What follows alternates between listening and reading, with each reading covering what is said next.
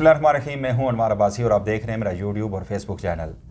بالآخر Pakistan Peoples party اور مسلم league نون کے درمیان حکومت بنانے کا فارمولہ طے پا گیا۔ گزشتہ روز دونوں جماعتوں کے درمیان جو حتمی میٹنگ ہوئی اس میں یہ فارمولہ طے پا گیا ہے۔ بظاہر تو پاکستان پیپلز پارٹی نے صدر پاکستان کا عہدہ، اس کے علاوہ خیبر پختونخوا اور پنجاب کے گورنرز کے جو عہدے لیے ہیں، لیکن یہ PDM2 ہے۔ بعد میں یہاں پہ جو کچھ ہونا ہے، جس طرح کی ریکوائرمنٹس ہوں گی پیپلز پارٹی کی، یقیناً مسلم لیگ نون نے بلیک میل ہونا ہے پیپلز پارٹی کے ہاتھوں، اور انہی کی مرضی، زرداری صاحب کی مرضی کے بغیر شہباز شریف چل نہیں پائیں گے۔ لیکن مورل گراؤنڈ بھی کچھ ہوتے ہیں۔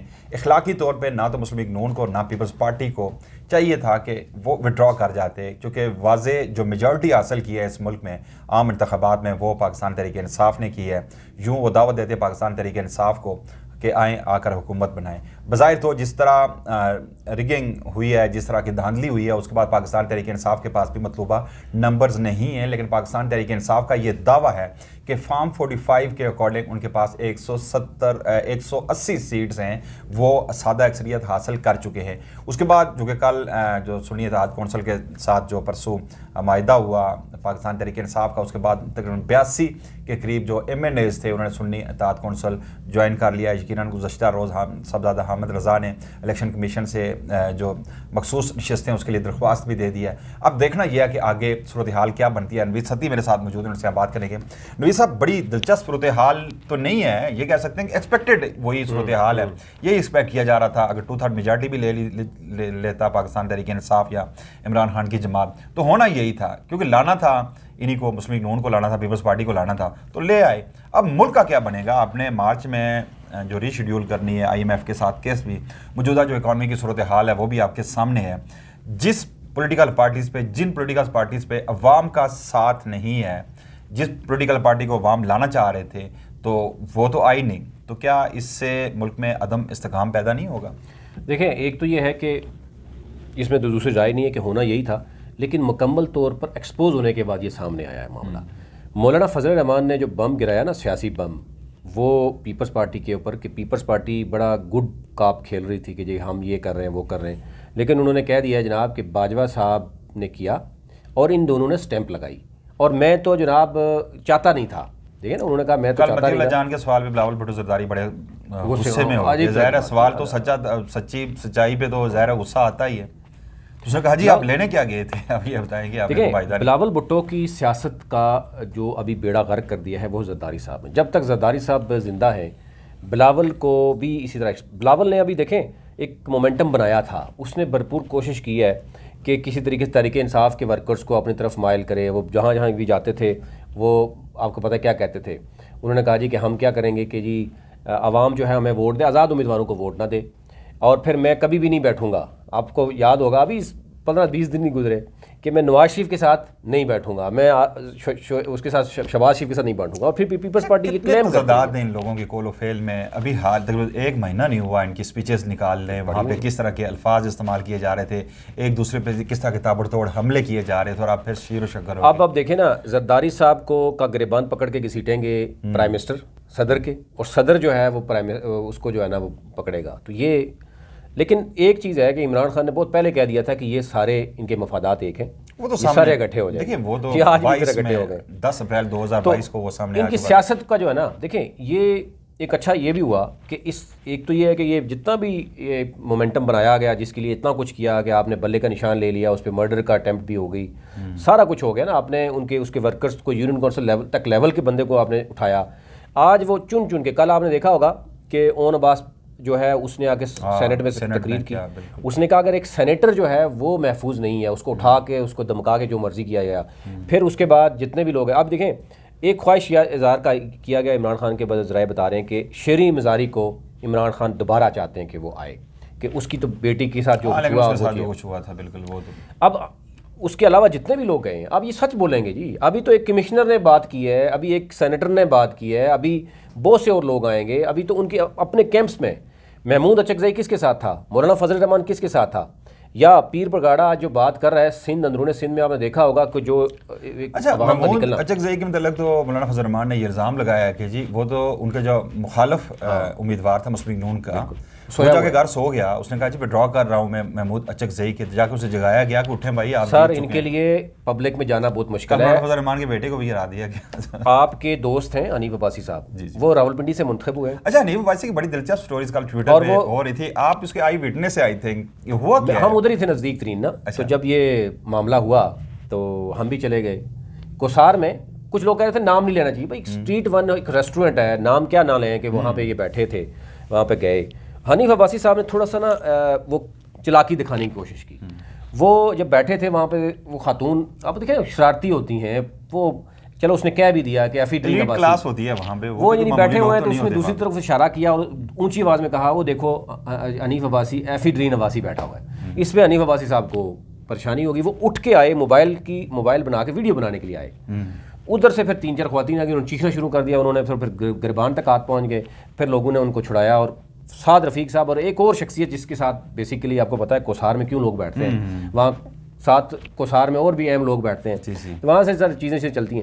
تو اب اس سے پہلے کافی بین میں بھی ان کے ساتھ ہوا, وہاں سے یہ بھاگے, F7 میں ہوا, اب کوسار میں بھی ہو گیا.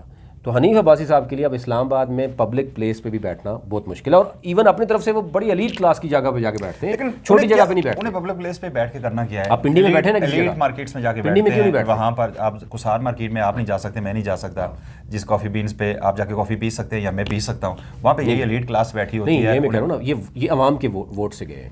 آپ جا کے پئیں تو آپ کسی کو رسپانسبل نہیں ہے, لیکن ایک عوامی نمائندہ جو کلیم کرے کہ میں عوامی نمائندہ ہوں, تو عوام کے سامنے بیٹھ کے کوئٹہ چائے میں جا کے پیے نا, کوئٹہ چائے میں پیے. اب یہ عوام کے ریلیف کے لیے یہ ان کے ساتھ آپ الائنس جو بنا ہے, کیا عوام کو ریلیف دینے کے لیے بنا ہے؟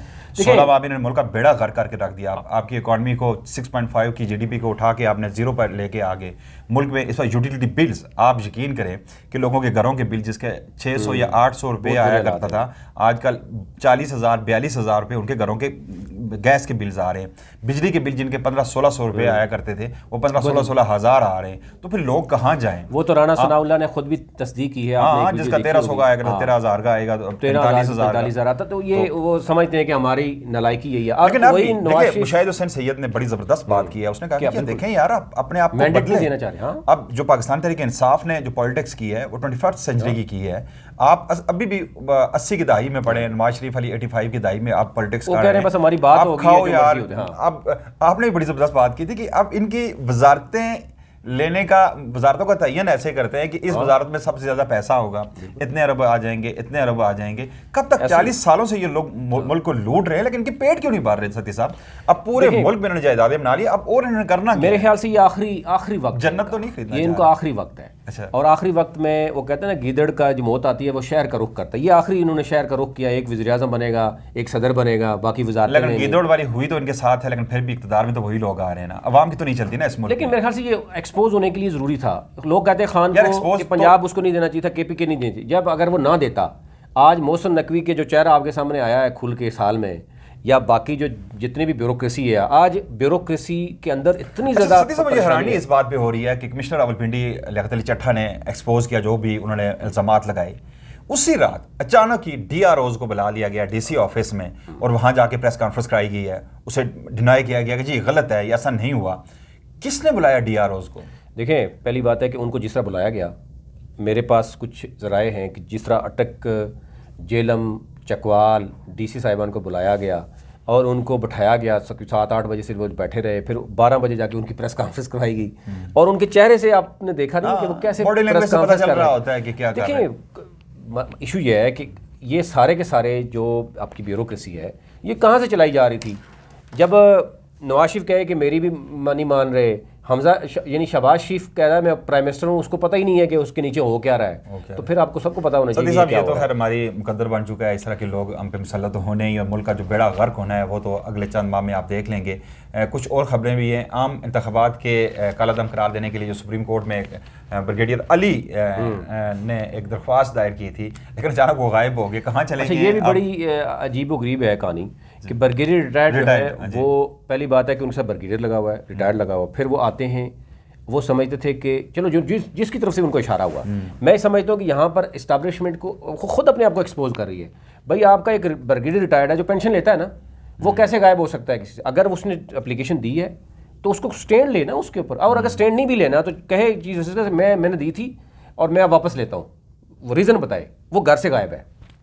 اور ڈیفینس منسٹری کی ضرورت ہے کہ اگر اسٹیبلشمنٹ نے اس کو بھیجا ہو, اور ڈیفینس منسٹری کا ایک ادنا سا ملازم بیچارہ اس کو ڈھونڈ کے لے کے آ سکتا ہے. اب نوٹسز تو ڈیفینس منسٹری کے ہوتے ہیں, لیکن ڈرامہ ہے. اب اس کو ہم کو کتنا اور بیوقوف آپ بنائیں گے. قاضی صاحب اصل میں کچھ نہ کچھ اس طرح کی چیزیں پی پی پی اور نون لیگ کے درمیان جو پاور شیئرنگ فارمولا ہے وہ طے پا گیا ہے. کیا پاور شیئرنگ فارمولا بہت ہی خوب ہے سر. یہ دیکھیں, شہباز شریف وزیر اعظم ہے, صدر پاکستان آصف علی زرداری ہیں, سندھ کا گورنر نون لیگ کا ہوگا, پنجاب کا گورنر پیپلز پارٹی کا ہوگا, بلوچستان میں گورنمنٹ جو ہے وہ بنائے گی پیپلز پارٹی, نون لیگ اپنا گورنر بٹھائے گی, اور یوں اس طریقے سے جناب چلے گا. کے پی کے میں نون لیگ کا اور پیپلز پارٹی کا گورنر جو ہے نا, چلو کے پی میں کر بھی لیں, لیکن 18ویں ترمیم کے بعد یہ ضرور ہے کہ ان کو کچھ مشکلات آتی ہیں. اب مسئلہ یہ ہوگا بندر بانٹ ہوگی. ڈیفینیٹلی یہ بندر بانٹ کیا, جن لوگوں نے بٹھایا ہے انہوں نے جو رئیس کا سر ہے میرا خیال ہے وہ بھی نکالی جائے گی. اللہ ہی عالم ہے اس ملک کا.